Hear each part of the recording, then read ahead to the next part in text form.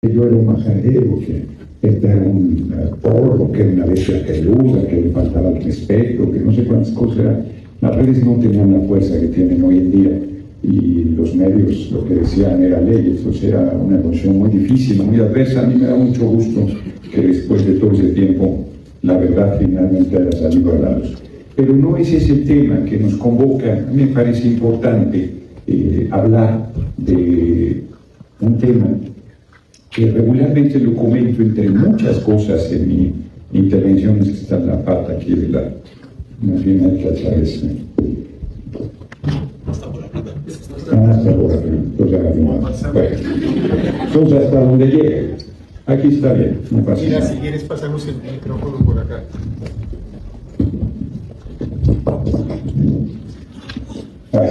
Eso. Bueno, entonces decía, regularmente,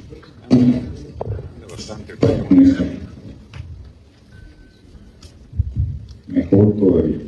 Ahora sí, les decía, regularmente hay muchos temas que yo comento en mi intervención y de la educación siempre lo planteo, pero hoy tendré oportunidad de desarrollarlo con un poco más de calma.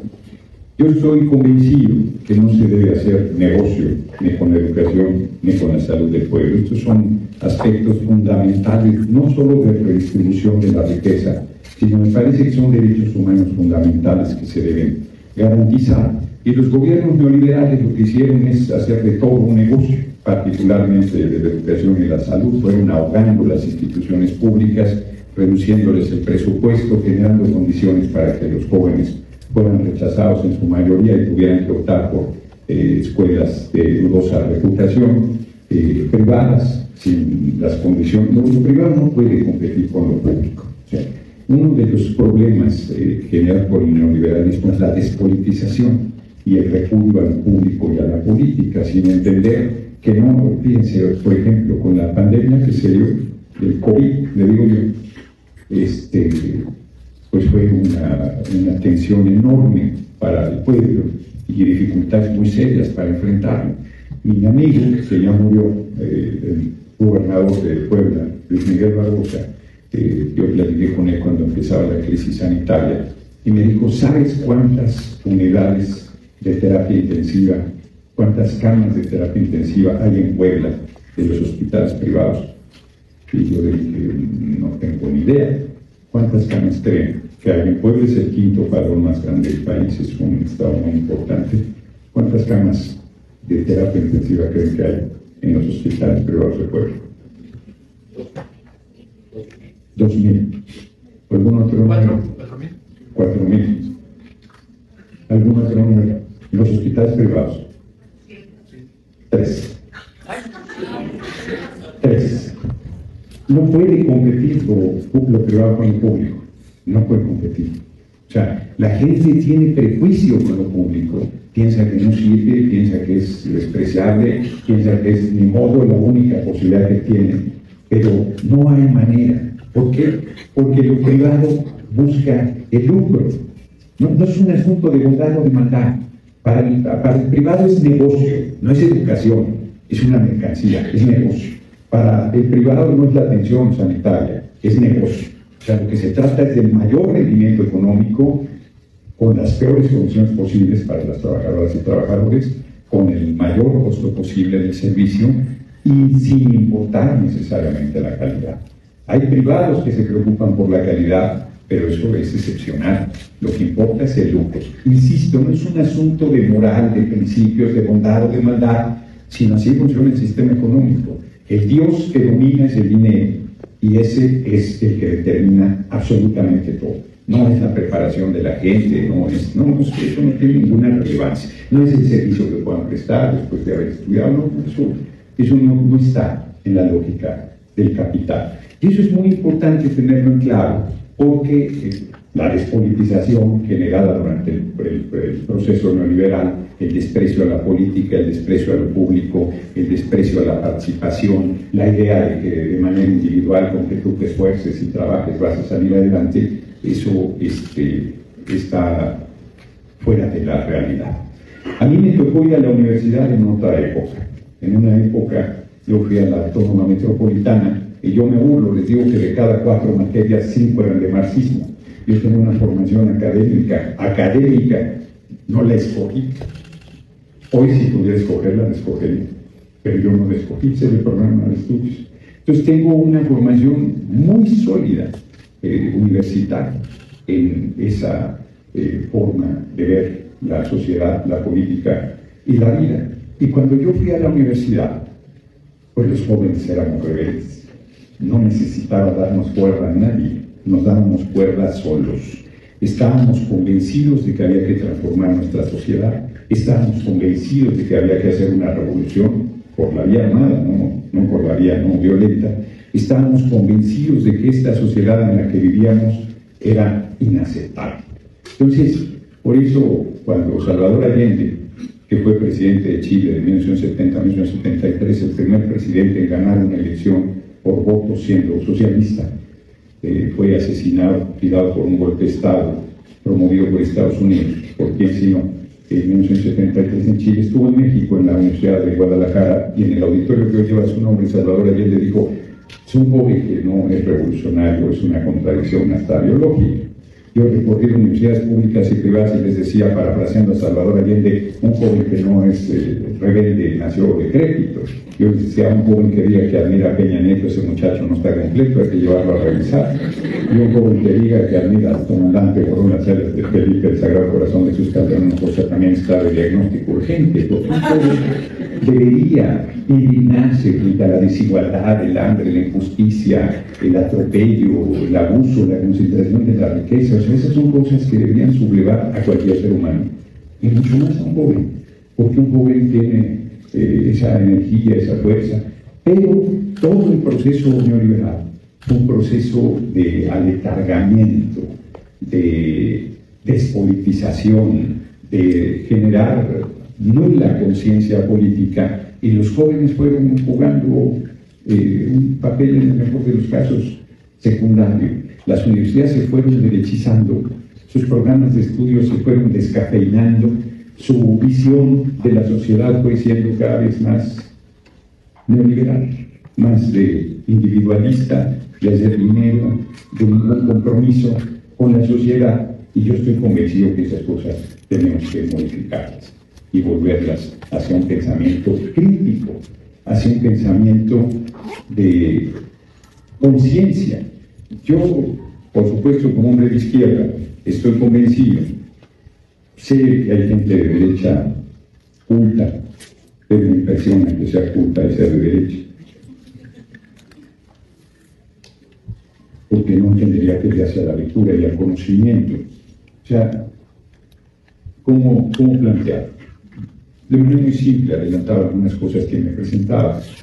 Yo estoy convencido primero que la gente tiene que comer 3 veces al día. Es infame que en nuestro país la gente no coma 3 veces al día. Es infame. Acabo de hacer una gira, voy regresando de una gira en Estados Unidos, en San Diego, Los Ángeles y Fresno, que es una sociedad rural, sobre todo, con millones de migrantes mexicanos, personas, niñas, hombres, mujeres que trabajan desde niños.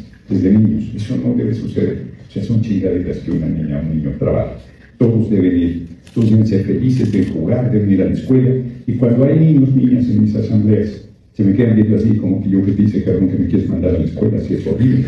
Porque efectivamente nosotros además tenemos que cambiar el sistema educativo, debemos revolucionarlo, debemos generar amor por la lectura, amor por la historia, amor por el conocimiento, amor por nuestra raíz, compromiso al servicio con la gente. O sea, los valores deben ser otros, no debe ser el de la concentración de la riqueza.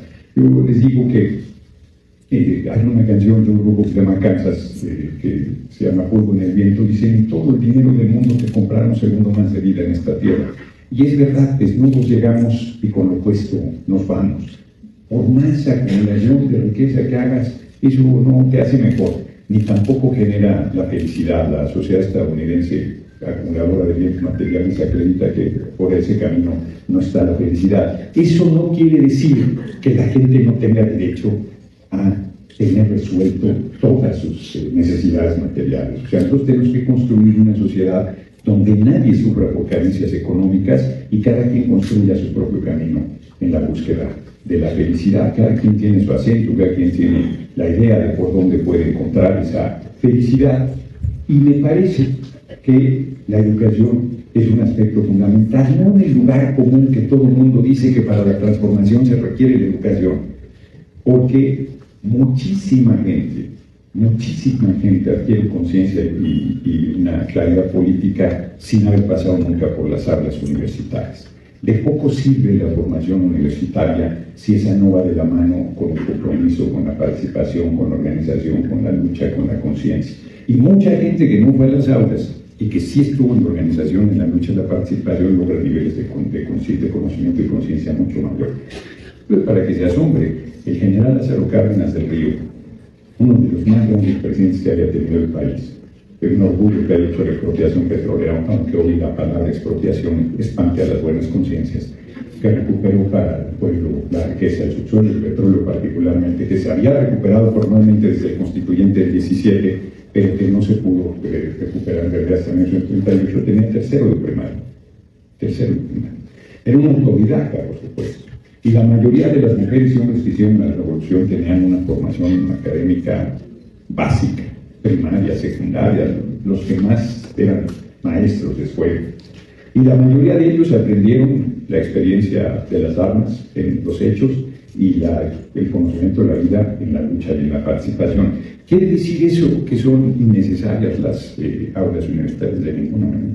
Estoy convencido que la escuela, que sobre todo la educación superior, le cambia la vida a las personas. Yo, que soy hijo de trabajadores y de trabajadoras, no sería lo que soy sin haber acudido a la universidad.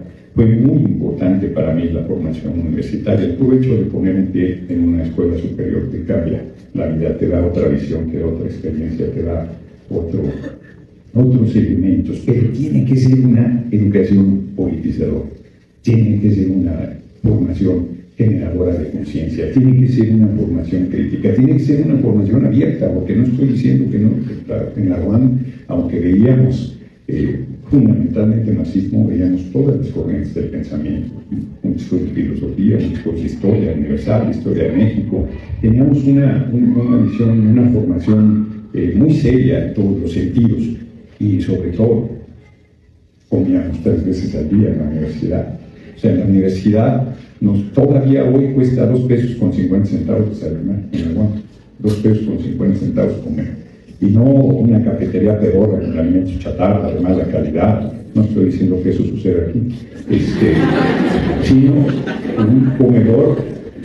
Serían de las cosas que los jóvenes de la comunidad universitaria deberían pelear, por un comedor decente, con precios bajos, con alimentación adecuada.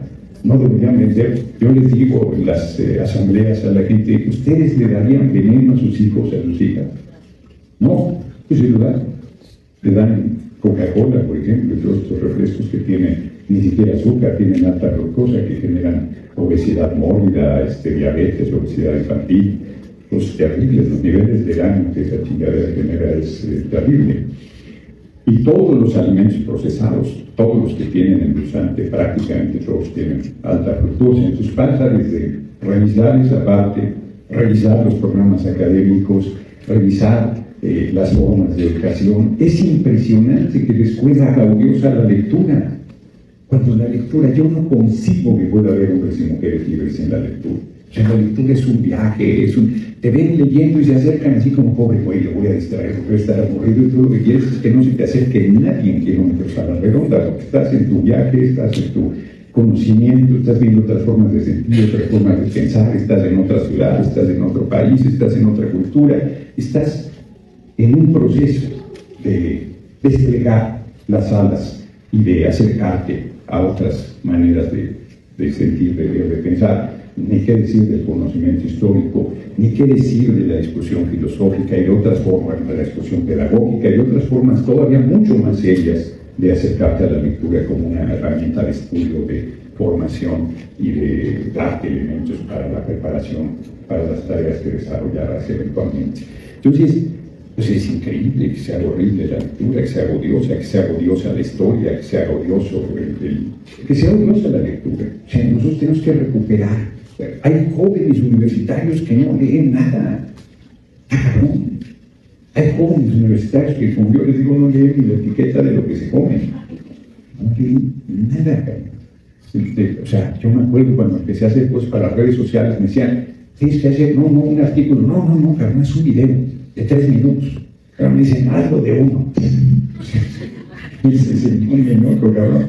O sea, ¿no? Entonces, ¿no? Esa parte es muy importante. De nada sirve tener extraordinarias bibliotecas y la gente no está leyendo, está alejada de esta herramienta tan importante. Yo ahí hago una digresión, presido el Consejo Editorial, estamos haciendo una labor extraordinaria. Tenemos libros bien importantes, difíciles de conseguir o caros, y cualquiera de ustedes puede obtener, pueden pedir hasta 6 libros, y se les manda a su domicilio si viven fuera del DF o de la zona conurbada del Estado de México, sin costo, y si no pueden pasar por ellos sin ninguna dificultad. Pero nosotros no regalamos libros así de darlos porque la gente los usa para cualquier cosa menos para leerlos, ¿no? Entonces es muy importante recuperar la lectura, recuperar, revisar los programas de estudio, generar mejores condiciones para quienes se dedican a la tarea docente, por supuesto, pero eso pasa también por la organización y la lucha de los propios docentes.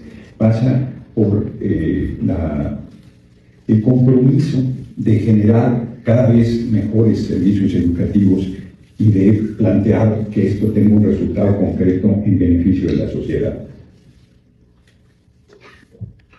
En resumen, que yo planteo la educación ciertamente como uno de los pilares de la transformación. Yo creo que en esta segunda etapa que le tocará, yo estoy seguro, gobernar a nuestro movimiento, sin ninguna arrogancia lo digo, el año presidente trae 80% de respaldo popular, la coalición Morena PT Verde trae una distancia muy grande, y solo que nosotros hiciéramos cualquier cantidad de tonterías, rompimientos, sabotearnos a nosotros mismos, que a veces a la izquierda hacemos esas cosas, podríamos dificultar la del campo, artistas, artesanos, profesores, empresarios, comerciantes, todo el espectro de la diversidad de mujeres, todo el espectro.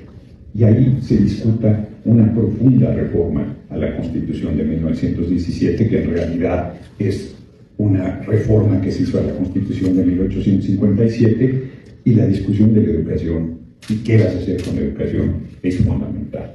Y es una educación donde quienes se dedican a la docencia o tienen preparación en esta materia, pues tienen mucho que decir, tienen mucho que plantear, tienen mucho que aportar, porque no es el político el que sabe todos los temas y los conoce perfectamente y va a resolverle la vida a todo el mundo, sino es la participación de la gente lo que va a hacer la diferencia y va a generar el resultado que estamos esperando, ¿no? Yo creo que en ese Congreso Constituyente debemos hacer otro Poder Judicial, el que está absolutamente corrompido, no hay justicia para nuestro pueblo, se vende los jueces, las jueces, y que ahí debemos además recuperar todo lo que es del pueblo. Yo no soy de la idea de quitarle nada a nadie, pero sí de recuperar lo que es del pueblo para ponerlo al servicio del pueblo: puertos, aeropuertos, carreteras, playas, minerales, ferrocarriles, agua, telecomunicaciones, banca, tierra, viento, sol, aire, todo. Y las escuelas públicas, recuperarlas, porque están entregadas a la derecha, a su visión, a sus intereses, a sus negocios. Bueno, se hace, la UNAM le paga 100 pesos a la mayoría de sus profesores. Son una minoría los que tienen buenas condiciones. Y entonces se inventan ahí diplomados y cosas de ese tipo, y con eso generan recursos para un círculo muy cerrado de académicos. Entonces nosotros tenemos que rehacer todos estos temas, enfrentar todos estos problemas de manera diferente, poniendo en el centro al ser humano, en armonía con la vida y con el planeta. Lo más importante es el ser humano, pero siempre en armonía con la vida y con el planeta, donde la acumulación no tenga sentido, donde la idea de acaparar bienes materiales no sea el objetivo fundamental, insistiendo de que nadie debe sufrir por carencias económicas. Decía Ricardo Flores Magón, un anarquista, un radical, un hombre excepcional que pasó la mayor parte de su vida en la cárcel solo por pensar diferente, una sentencia que a mí me parece vigente para lo que deberíamos alcanzar, que decía que el pueblo tiene derecho a vivir y a ser feliz, no a malvivir, no a sobrevivir, no a trabajar para vivir, que si solo trabajar es vivir, pues esa vida no me hace mucho no me genera mucho entusiasmo. La gente tiene derecho al ocio, tiene derecho al descanso, tiene derecho a las vacaciones, tiene derecho al disfrute, tiene derecho a cualquier cantidad de cosas. Yo lo verbalizo: ver el amanecer, el atardecer, caminar, leer un libro, ir al cine, hacer el amor. Se los recomiendo ampliamente. Y me dicen, ¿y con quién? No, eso no lo resuelve la cuarta transformación, lo tiene que resolver cada quien. Pero de verdad estoy convencido que estamos aquí en esta vida para ser felices. Yo soy ateo, no creo en nada. Creo que cuando la muera me chupa la bruja y se acabó, nada más. Y les digo, sé que nuestro pueblo es muy creyente, y les digo, miren, les dicen en la iglesia que mientras más sufran en esta vida mejor, que porque en la otra les va a ir a toda madre. Y yo les digo, ¿qué tal si yo tengo razón y no hay otra vida? Ya se chingaron de mí. No, la gente tiene que ser feliz hoy, aquí, ahora, en esta vida, en esta tierra, en este mundo, y todas las personas tenemos mucho que aportar en esa transformación. Todas las personas tenemos que hacer un esfuerzo para ir generando condiciones para yo soy muy ambicioso y creo que deberíamos crear un sistema económico diferente, donde, insisto, la acumulación de riqueza no sea el objetivo, sino que nadie sufra por carencias económicas y que cada quien construya su propio camino en la búsqueda de la felicidad. Yo sí verbalizaría, tendría que ser el objeto de educación, inclusive, que las niñas y los niños sean felices, que las jóvenes y los jóvenes sean felices. Debería ser el objetivo de todos los sentidos de lo que hacemos en la vida, ninguna otra cosa. Pero yo insisto, pasa por despreocuparte efectivamente de las necesidades materiales. Eso tendría que estar resuelto obligadamente. Entonces, eso es lo que yo les compartiría de entrada. Yo les insistiría en que yo respeto todas las formas de pensamiento, pero me queda claro que nuestro movimiento encarna los sueños de libertad, de justicia, de igualdad, que por muchas décadas muchos seres humanos en nuestro país luchamos, y muchos pagaron con su vida para poder hacer realidad lo que hoy está presente. Yo sé que para muchos jóvenes, para muchas jóvenes que no vivieron esos tiempos, que no sufrieron persecución, represión, atropello, violencia, puede parecerles poco cercano, inclusive quien se crea que hoy estamos en una dictadura, que se crea que el compañero presidente es un dictador, que se crea que no hay libertad, que se crea cualquier cantidad de patrañas que reproducen en los medios. Pero la verdad sea dicha es que este es un momento muy importante, es la hora del pueblo, es la hora de la gente, es un momento en que hay cada vez más claridad de que el poder está abajo y el poder no está arriba, y que hay condiciones para aportar para el proceso de cambio hacia el camino que entre todas y todos vayamos construyendo. Yo quiero cerrar, aunque no es tema directamente, lo comento en todas las asambleas, porque me parece un asunto, y en todas las reuniones y en todas las charlas, me parece un asunto fundamental. Dentro de todo el proceso de educación, nosotros tenemos una tarea enorme pendiente en lograr que se erradique toda violencia en contra de las mujeres.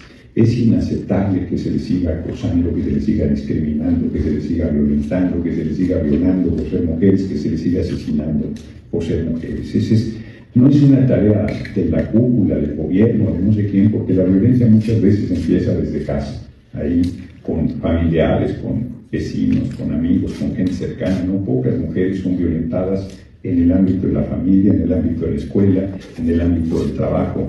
Ustedes se van a incorporar, ya forman parte de grupos docentes, y las mafias de profesores que protegen a acosadores, a violentadores, a gente que tiene conductas absolutamente deleznables, es una constante en el espacio, no solo en el espacio educativo, en el espacio educativo particularmente se presenta, y se tiene que romper esa visión de compañeros que dicen, es que me provocó.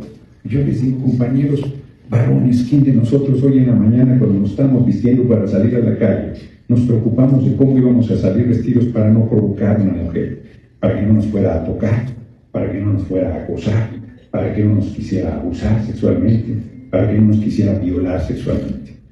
Alcen la mano el compañero hombre que haya sido agredido sexualmente por una mujer en su vida. De repente alguien alza la mano, no que te madre tu mujer, no, que haya sido agredido sexualmente por mujer, ¿no? Alce la mano la compañera que nunca hayas vivido una agresión sexual en su vida.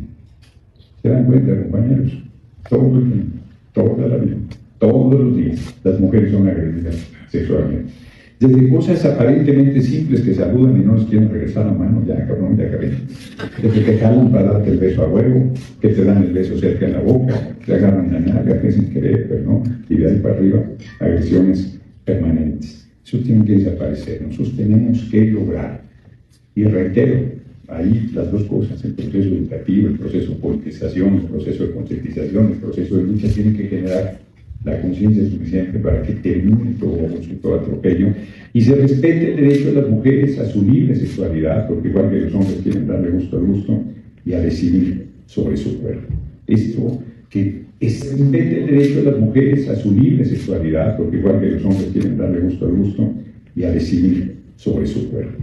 Esto, que es inconcebible que sea la hora que no logramos establecer en el marco constitucional el derecho de las mujeres a decidir sobre su cuerpo. Están celebrando la 3 de 3, que yo tengo mi visión sobre el tema, pero es la hora que no podemos determinar que las mujeres tienen derecho a decidir cuándo quieren ser madres. No solamente cómo ejercer su sexualidad, cómo, cuándo, con quién, o con quiénes, sino el derecho a decidir sobre su cuerpo. Hay compañeros que me dicen, yo no estoy de acuerdo, pues es muy sencillo, compañeros, si no está de acuerdo no embarace a nadie, tan sencillo como eso.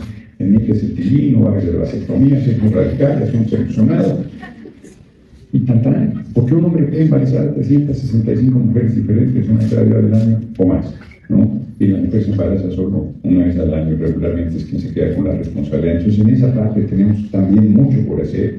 Tenemos en todos los sentidos, pensar quien se diga, con condiciones de trabajo, ni siquiera hemos logrado restablecer los derechos de los trabajadores y trabajadoras surgidas en la revolución, aguinaldo, pensión, jubilación, vacaciones. La mayoría de ustedes jóvenes salen al mercado laboral y no tienen ni un derecho, nada absolutamente. Eso no puede continuar, tenemos que recuperar esos derechos, al campo nunca llegaron.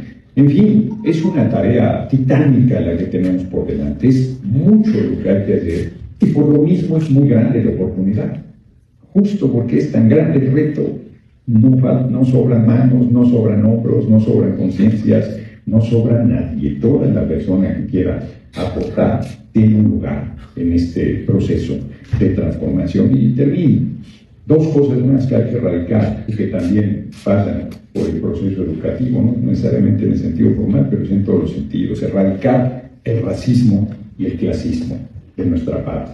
Es inconcebible que en pleno siglo XXI siga habiendo gente que piense que vale más por su color de piel, o sea, por ser más pálido que otro. O sea, todas y todos valemos lo mismo, todas y todos tenemos los mismos derechos.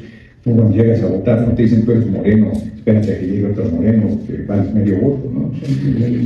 Y un pálido no le dan un voto, y un albino no le dan 2 votos porque es muy blanco. O sea, no importa el color de piel, basta vernos. 96% de la gente somos morenos en este país, somos morenas, y no me refiero al partido o al movimiento, aunque para allá vamos también. Todavía yo les digo que le comentes a alguien esto y te dice, sí, pero yo soy moreno claro, por eso no es moreno. No importa si eres más claro o menos claro, o sea, no tiene ninguna relevancia el color de piel, como tampoco tiene ninguna relevancia la acumulación de riqueza. Es insustancial. Cuando Carlos Slim tiene 95,000 millones de dólares, 95,000 millones de dólares. Tenemos 15 personas, les ha ido muy bien a los oligarcas, tenemos 15 personas que acumulan 161,300 millones de dólares. 161,300 millones de dólares. Bueno, cuando llega a votar Carlos Slim, nadie le dice, ingeniero, qué chingón es usted, agarra 300 votos. Un voto igual que la mujer más humilde y el hombre más humilde de la pedagogía. Un voto. Todas y todos valemos lo mismo, tenemos el mismo peso en las decisiones políticas. Compara al presidente, que es un hombre excepcional, que es un gigante, que es un chingón. Un voto, no somos el PRI, estamos en la misma condición. Entonces, hay que hacer un esfuerzo muy grande para erradicar todo racismo, todo clasismo, toda despolitización, toda idea de que la participación política es para corromper, es corrupta, es para envilecer. Todos los asuntos públicos son responsabilidad de todas las personas. Dejar de participar es un error. Dejar de comprometerse es permitir que otros decidan tu vida por ti. Si una cosa le tiene retada a la derecha es que el pueblo está tomando las riendas de su destino. está ejerciendo su visión y su determinación de hacia dónde debe ir la patria. Entonces, ahí termino. Pues los jóvenes, las jóvenes tienen mucho que aportar, como cualquier persona en este país que tenga interés de hacerlo, y quienes se van a dedicar a la educación se dedican a ella mucho más todavía. O sea, eso es lo que les comentaría de entrada. Estoy en la idea de que va a haber tiempo para preguntas y respuestas. Si les parece bien, tomaríamos 5 compañeros, compañeras, respondo en bloque para no alargar mucho, y si no, si hay tiempo todavía hacemos una segunda y última ronda. Y también, como hago en todas las asambleas, doy mi número telefónico. La gente no cree que es mi número telefónico, soy el único político que lo hace, nadie más lo hace. Es el mío, el que yo contesto. No es para socializar, no es para saber cómo estás, ¿no? Cuando estoy bien, carnal, te vas a enterar. No, hay gente que me habla, si es tu número, no es el del vecino, cabrón, le estoy contestando hoy. No veo WhatsApp, porque la gente, por más que les digo que no me manden WhatsApp, hay gente que no tiene ni idea que tiene 200, 300 WhatsApp. Digo, no, consigue tu novio, una novia, que no te guste, cabrón, ya uno es de locos. Entonces ahí les va el número, si algo se atora, estoy a la orden. Y si puedo, lo digo, y si no, también somos claros. 55 35 25 83 99. Y ya iba a terminar, pero quiero darle una última puntilla al racismo. El mejor presidente que ha tenido el país se llama Benito Juárez García, un indígena zapoteco, para más tarde, que a los 11 años era analfabeto. Imagínense si hoy a muchos de ustedes en sus pueblos, sus comunidades, vecinos, familiares, amigos, qué difícil que puedan estudiar Derecho hoy, en pleno siglo XXI, imagínense a principios del siglo XIX. Además, que a los 13 años hablaba su lengua materna, zapoteco.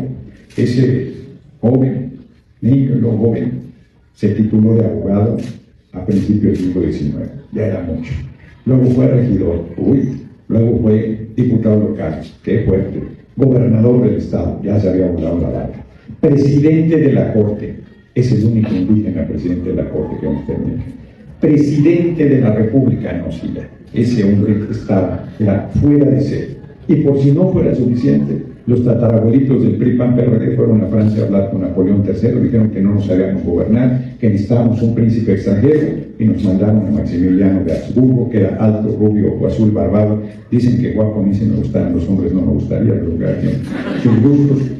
Y cuando llegó Maximiliano le mandó una carta a Juárez y le dijo, licenciado, véngase de presidente de la corte. Y Juárez le contestó, no, mi amigo, yo no ando buscando chamba, soy presidente del país que usted invadió, usted es un usurpador, usted ya perdió, usted no tiene nada que hacer aquí.